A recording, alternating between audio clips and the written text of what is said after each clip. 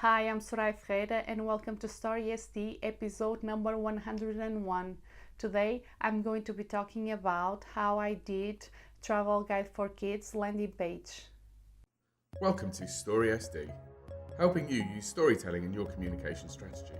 Explore other resources at storysd.com. And now, here is your host, Dr. Soraya Ferreira, Story Strategy Consultant and Trainer.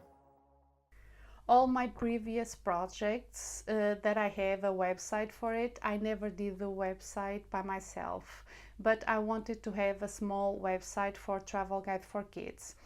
The platform that I have, StorySD, allows me to have landing pages, and this was going to work for Travel Guide for Kids because I wanted a very simple page with a couple of questions that were answered and with a couple of pictures and the link for Amazon so people could go there and buy it both in Portuguese and in English.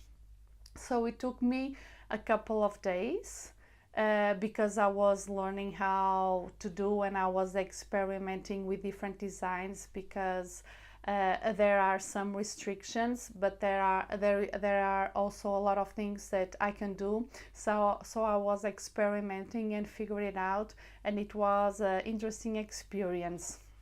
So if you have a project and you want to do a small website, I know at the beginning it might be daunting because you think to yourself that you're not a programmer or a designer, but now there are a lot of different tools that will allow you to do a simple website. So I recommend you to experiment with it if you have the opportunity.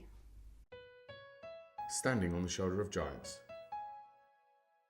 The recommended resource for this episode is the book How Great Science Fiction Works by Gary K. Wolfe and the Great Courses. And it was in this book that I discovered that Frankenstein by Mary Shelley is actually considered the first science fiction story. One day, Mary went to his friend's Lord Byron's house, and the weather was really bad that day. So Lord Byron told everyone to come up with a made-up story. Mary's story was inspired by a news that she saw about using electricity in frogs, and that's how she got the idea for Frankenstein. So it's really interesting how now everyone considers, and it is, Frankenstein a horror movie.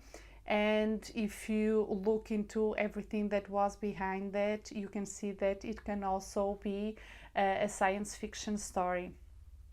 In the next episode, I'm going to talk a little bit about the promotion of Travel Guide for Kids. Until then, keep moving forward.